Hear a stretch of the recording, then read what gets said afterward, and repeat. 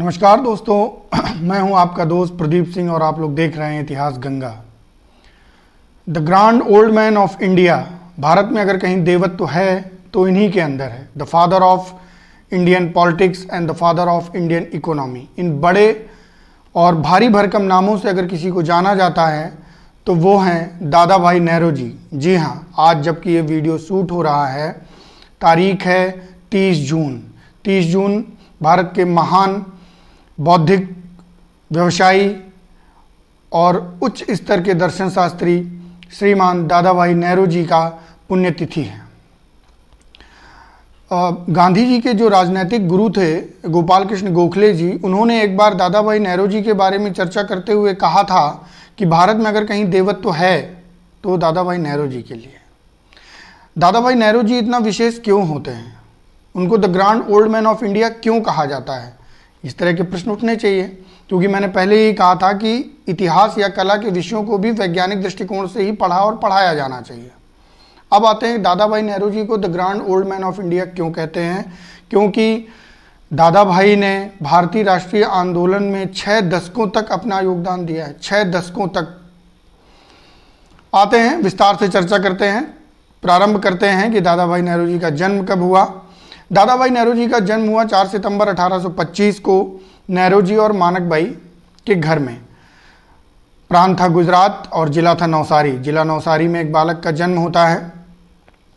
शिक्षा दीक्षा प्रारंभ होती है। जिस परिवार से ये बिलोंग करते हैं या जिस परिवार से हैं ये, वो एक बड़े स्तर का, प्रख्यात स्तर का व्यवसायी वर्ग था। बौद्धिक स्तर बहुत अच्छा था। इनकी जो शिक्षा हुई वो मुंबई के एल्फिंस्टन कॉलेज में हुई।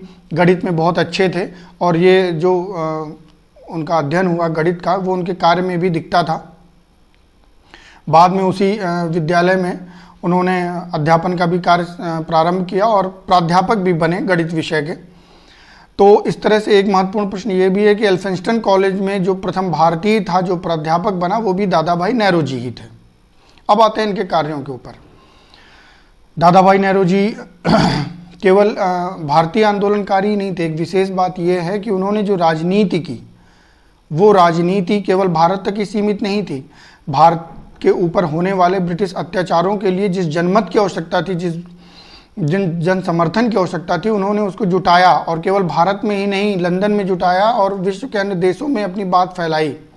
मित्रों, याद रखिए कि ब्रिटेन की संसद में, हाउस ऑफ कॉमन्स में एशिया के सदस्य रहने वाले या भारत के सदस्य होने वाले दादा भाई नेहरू जी थे। 1892 से 1895 तक फ्रिंसबरी से चुन के आए थे।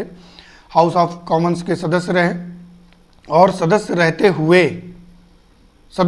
हुए मंच से, हाउस से, सदन में उन्होंने ये बताया कि किस प्रकार ब्रिटिश हुकूमत की जो नीतियां हैं, जो रीतियां हैं, वो भारत में शोषण कर रही हैं। किस प्रकार भारतीय दस्तशिल्प को, हस्तशिल्प को समाप्त कर दिया गया है, नष्ट भ्रष्ट कर दिया गया है। किस तरह से भू राजस्व व्यवस्था से भूमि से लगान नहीं, नसों से रक्त चूसा जा रहा है। किस तरह से भारतीय धन का, भारतीय संपत्ति का पलायन हो रहा है, यह स्पष्ट किया। और इतना मुखर होकर, उन्हीं की संसद में खड़े होकर बोलने का जज्बा अगर किसी में था तो वो दादा भाई नेहरू जी थे। और मित्रों, ये याद रखिए, जब उन्होंने ये स्पष्ट कर दिया कि भारतीय संपत्ति का पलायन हो रहा है, एक तरफा पलायन हो रहा है, उसके बाद जनमत इकट्ठा करने में उनको सहूलियत हुई। लोगों को ये समझ में आया कि ये केवल कोरी बातें नहीं है, कोरी अफवाह नहीं है, वाकई में ऐसा हो रहा है। बात करते हैं दादा भाई नेहरू जी द्वारा किए गए कार्यों पर। दादा भाई नेहरू जी जब एल्फिंस्टन कॉलेज में पढ़ रहे थे, फिर उसके बाद पढ़ा रहे थे, कैमास नाम के कुछ व्यापारी बंधु थे। उन्होंने इनको लिवरपूल बुलाया, व्यापारिक कार्यों से ही बुलाया था। तब तत्कालीन इतिहासकार या जो उनके शुभेच्छु थे वो ये मानते हैं कि दादा भाई का ये कदम उचित नहीं था। वो एक अच्छे प्रख्यात अध्यापक हो गए थे। वो गए और देखिए क्या है ना कि जब हृदय में दृढ़ निश्चय होता है तो राह स्वतः प्राप्त हो जाती है। दादा भाई के हृदय में तो कुछ और ही चल रहा था। उनको ये लग रहा था कि किस तरह से जो भी भारतीय दास्ता है उसको समाप्त करने के लिए जनमत इकट्ठा किया जाए, लोगों तक अपनी बात पहुंचाई जाए। तो जब वो लंदन पहुंचे, वहाँ जो विद्यार्थी पढ़ रहे थे या वहाँ जो व्यापारी कार्य कर रहे थे या जो किसी भी तरह से राजनीति से जुड़े हुए थे, सबके साथ उन्होंने संबंध स्थापित किया। लंदन में रहते हुए भी भारतीय क्रांतिकारियों से या आंदोलनकारियों से या जो प्रबुद्ध वर्ग इस कार्य में लगा हुआ था उनसे सतत रूप से प्रयास चलता रहा, पत्र लेखन चलता रहा, पत्रों का विचारों का आदान प्रदान होता रहा। वहाँ पे एक और विशेष बात ये मैं यहाँ जोड़ना चाहूँगा कि उस समय तत्कालीन समय में जो आज आईएएस का पेपर होता है उस समय आईसीएस नाम से होता था। उन्होंने इस विषय पे बड़ा जोर दिया कि भारत में और लंदन में यानी कि ब्रिटेन में एक साथ दोनों परीक्षाएं होनी चाहिए। भारतीयों को इससे बड़ी समस्या आती है। ऐसा हुआ भी 1917 में इस तरह के अध्यादेश लाए गए, नियम लाए गए। वो अलग बात है कि दादा भाई जिस समय ये लाया गया उस समय तक दादा भाई जीवित नहीं थे। अगस्त 1917 के आसपास ये चीज़ें हुई और उनका शरीर समाप्त हो गया था 30 जून को। चूँकि मैं बता रहा हूँ आज की ही वो तारीख है, हम अपनी बातों से उनके विषय में चर्चा करके उनको एक श्रद्धांजलि देना चाहते हैं। 30 जून 1917 को उनका शरीर समाप्त हुआ था दादा भाई नेहरू का।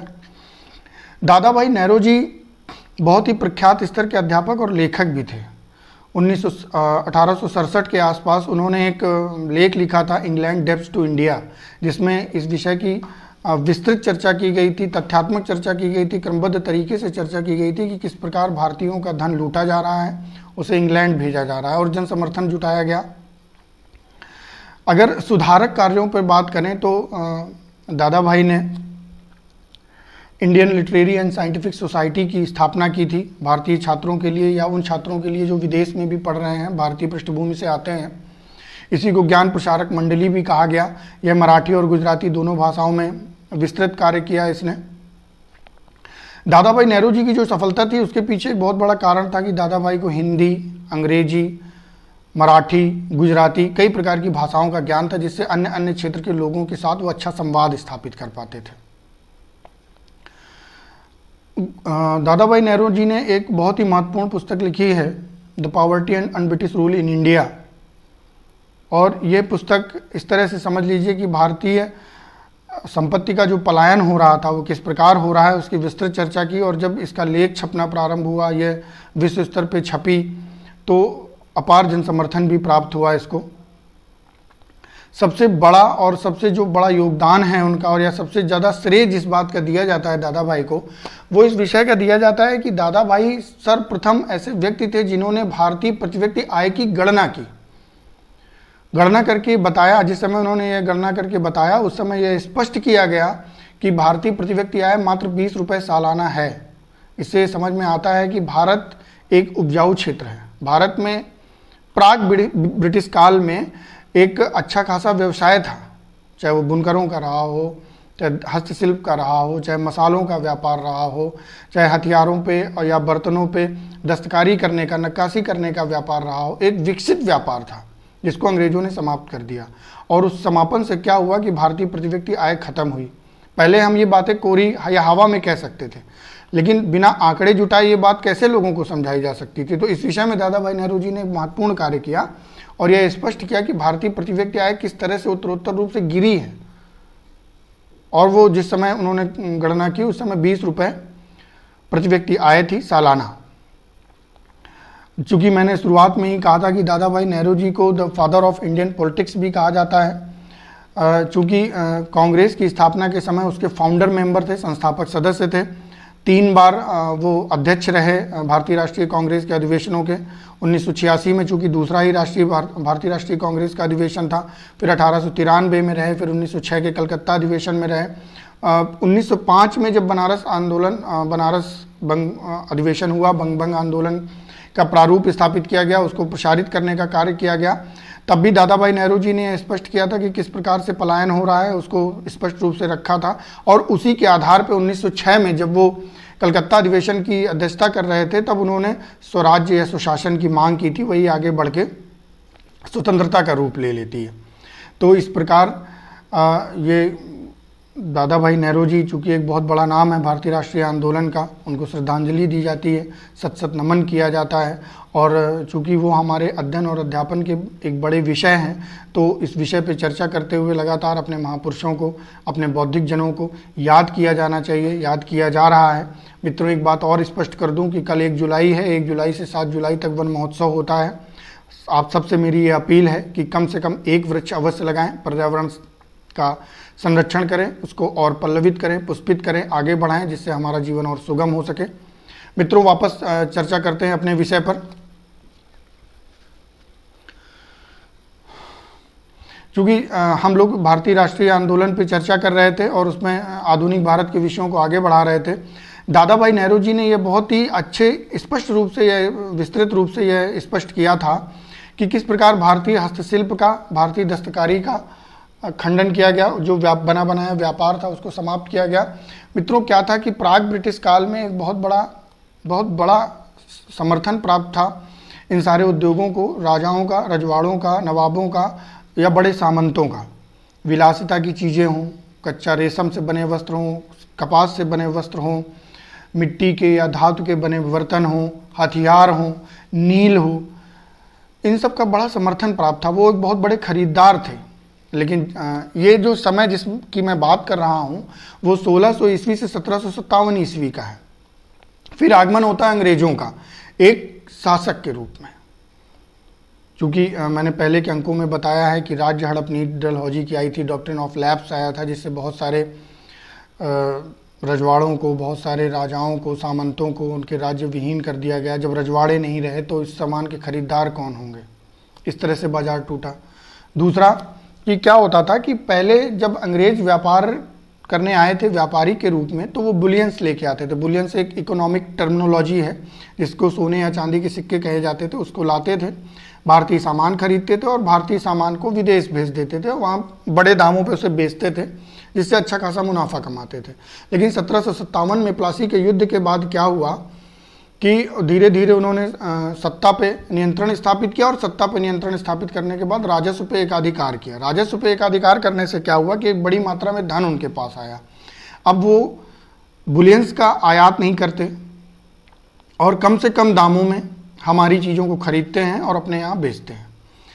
हमारे यहाँ का जो बाज़ार था उसकी कीमतों की इतनी ज़्यादा मांग थी कि एक बहुत ही महत्वपूर्ण उपन्यास हुआ है रॉबिन्सन क्रूसो, जिसे माइकल डेफो ने लिखा था। उन्होंने बताया कि भारतीय कपड़ा हमारे यहाँ इस कदर भर गया है कि हमारे घरों में, हमारी अलमारियों में, यहाँ तक कि हमारे सोने के कमरों तक में पहुँच गया। तो इससे समझ में आता है कि जो भारतीय सामान था, भारतीय उत्पादन था, किस कदर उसकी मांग थी। 1700 ईस्वी में उसके लिए कानून बनाए गए, प्रतिबंध बनाए गए कि जो इस चीज़ों को प्रयोग करेगा उनके ऊपर जुर्माना लगेगा। एक कहानी के तहत एक महिला के ऊपर 200 पाउंड का जुर्माना लगाया गया था, क्योंकि उसके पास भारतीय रेशम से बनी एक रुमाल मिली थी।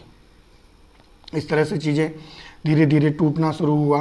1813 में जो चार्टर एक्ट आया उसके तहत ब्रिटिश कंपनी, जो ईस्ट इंडिया कंपनी थी, उसके एकाधिकार को समाप्त करके अंग्रेजी कंपनियों को खुला हस्त मुक्त कर दिया गया कि जाइए आप व्यापार करिए।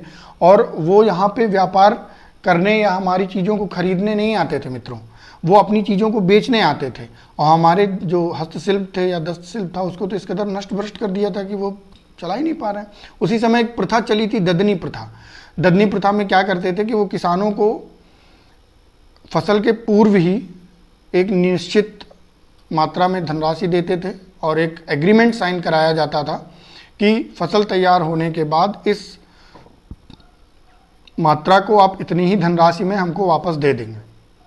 इससे क्या होता था कि जो बुनकर थे या जो किसान थे या जो व्यापारी फसलों के व्यापारी थे, उनके बीच में जो मुनाफा कमाने का, व्यापार करने का उत्साह था वो समाप्त हो गया। क्योंकि उत्साह इस वजह से समाप्त हो गया कि धन आगमन जिस तरह से होना चाहिए था उस तरह से हो ही नहीं पा रहा था। ददनी प्रथा में बड़ा जोर भी दिया गया, बर्बरता भी की गई। इस तरह से हस्तशिल्प समाप्त हुआ। इसी तरह से जो ग्रामीण क्षेत्र का हस्तशिल्प था, जो शहरी क्षेत्र का हस्तशिल्प था, समाप्त हुआ। इन सारी चीज़ों को दादा भाई नेहरू जी ने बहुत अच्छे से अपने व्याख्यान में, अपनी पुस्तकों में, और एक पत्रिका चलाते थे दादा भाई नेहरू जी रफ्त गुफ्तार नाम से। चूँकि मैंने पहले भी बताया कि पारसी थे, फारसी भाषा का प्रयोग करते थे।